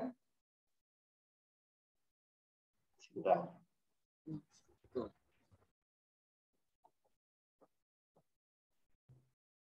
Yang paling mudah menanamkan tauhid kepada anak itu adalah berbicara dunia mereka. Waktu Allah bercerita tentang burung hudhud yang membawa kabar tentang satu negeri di Yaman, yaitu Sabah, dipimpin oleh seorang perempuan yang sujud kepada matahari, yasjuduna lisyams. Apa kata burung hudhud? Berkata tentang pelajaran tauhid. Di surat An-Naml ayat ke-25 Allah berfirman dari lisan burung hudhud. Allah yasjudu lillahi alladhi yukhrijul khab'a fis samawati wal ard wa ya'lamu ma tukhfuna wa ma tu'linun. Kenapa mereka itu tidak menyembah Allah yang mengeluarkan apa-apa yang terpendam di bumi dan di langit? Al-khab'a itu bisa bermakna ular, cacing yang ada di bawah tanah. Al-khab'a bisa bermakna kacang-kacangan atau biji-bijian yang biasa dimakan oleh burung. Jadi hudhud berbicara dengan bahasa kesehariannya. Biar lebih mudah ajaran tauhid ini tertanam, maka kenalkan Allah sesuai dengan usia anaknya masing-masing. Anak kecil suka diajak main ke gunung misalnya, atau berenang ke laut. Lalu ketika sampai di pantai itu kita bilang, kakak, dedek, gitu kita panggil. Ini air laut, percaya nggak kamu, papa yang bikin ini semua? Ya nggak mungkin lah, mana bisa papa bikin begini. Jadi siapa dong mama? Nggak mungkin juga. Kakekmu, ommu, nggak mungkin juga. Baru kita tanamkan tauhid di situ. Coba lihat kuasanya Allah. Allah ciptakan laut seluas ini. Allah terus begitu. Jadi bawa mereka masuk dulu, atau kita masuk dulu ke dalam dunia mereka, baru kita hadirkan peran Allah di situ. Jangan sampai mereka dilepas sendirian, bertemu sesuatu yang besar dan mengagumkan tanpa menghadirkan Allah di dalamnya. Jadi selalu libatkan bahasa-bahasa tentang kenalkan kepada Allah pada dunia mereka. Wallahu a'lam bishawab. Ini tambahan saja. Baik, jazakumullah khairan katsir Ustadz atas jawabannya yang Masya Allah telah memberikan wawasan dan pengetahuan serta ilmu untuk kita begitu ya, terkait dengan hikmah di balik Isra Mi'raj. Alhamdulillah Ustadz, acara sesi diskusi telah selesai. Acara selanjutnya yaitu foto bersama. Dimohon kepada seluruh peserta agar dapat mempersiapkan senyum terbaiknya, membuka kameranya. Ya, saya coba aba-aba untuk tiga kali tag gambar ya. Terima kasih kepada bunda-bunda, ibu-ibu solihah dan mbak-mbak yang telah hadir dalam acara kajian Sabtu Trimedika bersama Salimah Berbagi Ilmu. Baik, saya aba-aba 1, 2, 3. Nah, dulu dong Bu. Ini? Ya. Admin siap ya? Duh. 1, 2, 3. Baik. Terakhir untuk yang ketiga, tag picture yang ketiga, 1, 2, 3. Ya, terima kasih. Alhamdulillah. Acara selanjutnya yaitu doa yang akan dipimpin oleh Ustadz Ahmad Faris. Kami persilakan Ustadz untuk memimpin doa.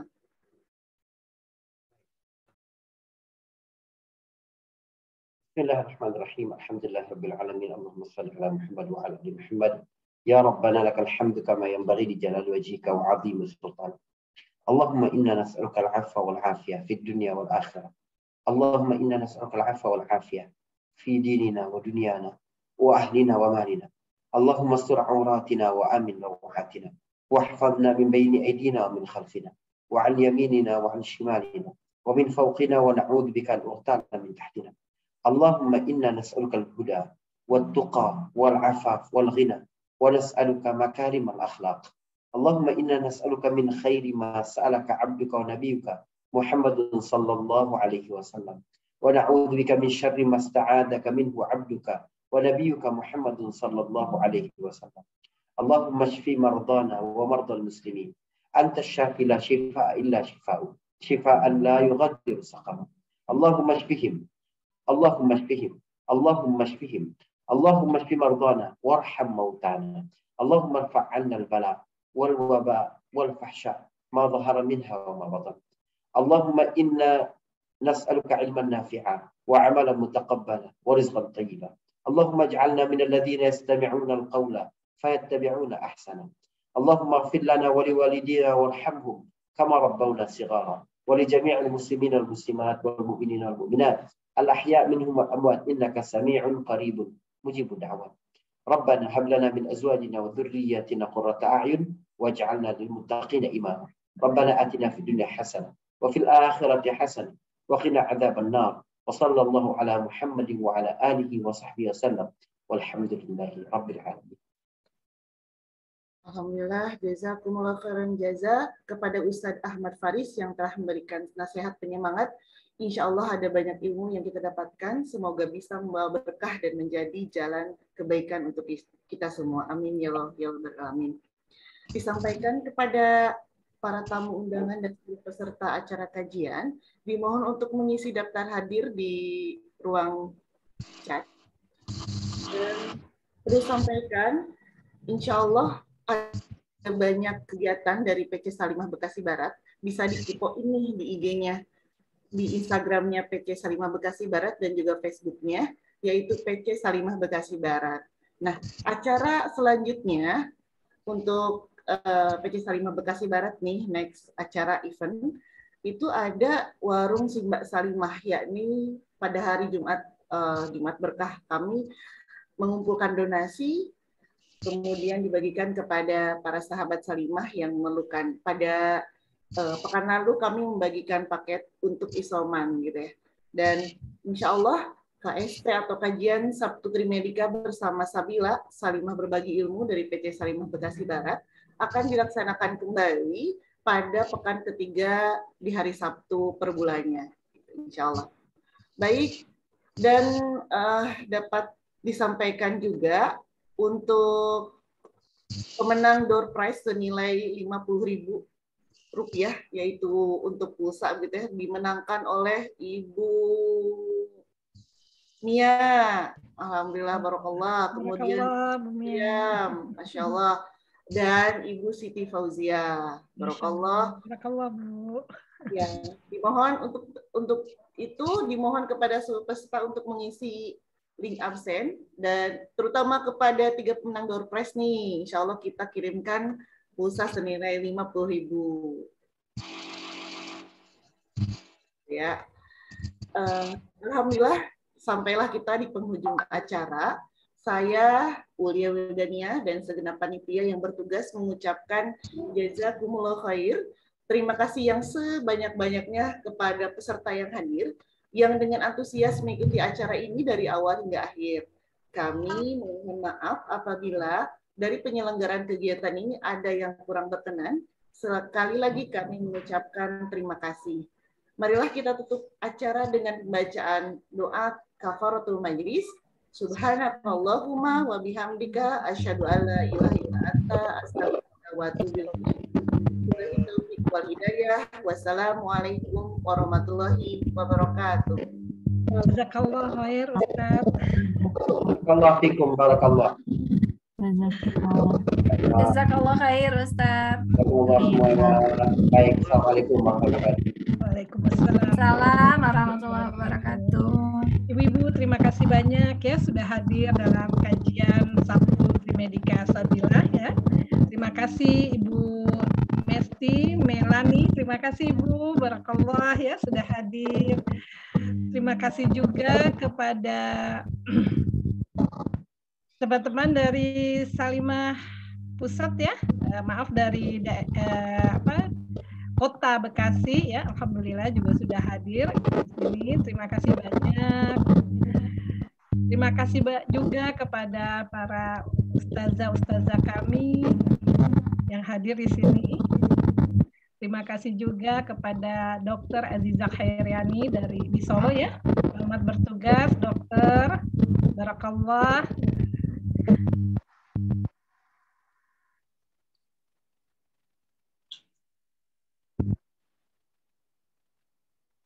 Ya, silakan Ibu-ibu kalau mau live. Silakan dinaikin saja videonya, nggak apa-apa, bikin sambil nunggu yang mau live. Wabarakatuh. Ya, Ibu, terima kasih banyak. Terima kasih. Terima kasih, Ibu. Izin ya Umi, Assalamualaikum. Waalaikumsalam, Bu Ningsi. Halo, Mas.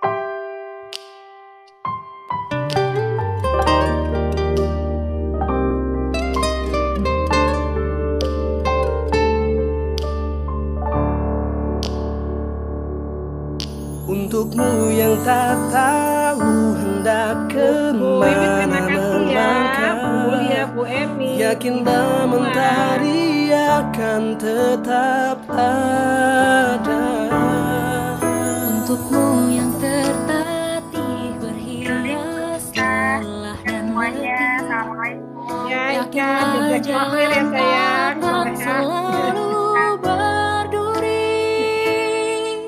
Ini pesan cinta, semoga bermakna untuk kita yang selalu bersaudara. Mantapkan hati, pastikan diri, saatnya kita berkontribusi. Tak ada waktu untuk berhenti, saatnya wujudkan mimpi. Doa tak hianati, Allah selalu membersamai. Ayo lebih baik, yakinlah kemenangan itu pasti.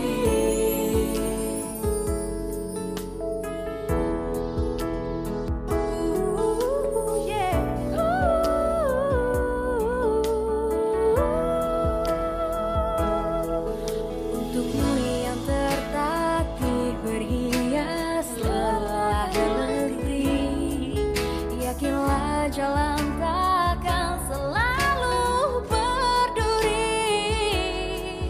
Ini pesan cinta, semoga bermakna untuk kita yang selalu bersaudara.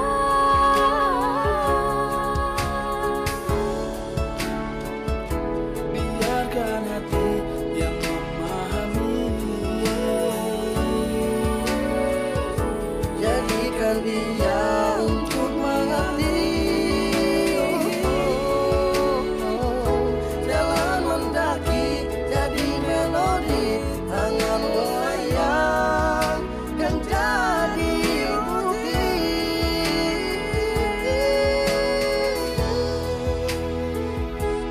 Mantapkan hati, pastikan diri, saatnya kita berkontribusi. Tak ada waktu untuk berhenti, saatnya wujudkan mimpi. Mantapkan hati, pastikan diri, saatnya kita berkontribusi. Tak ada waktu untuk berhenti, saatnya wujudkan mimpi. Doa tak hianati, Allah selalu membersamai. Ayo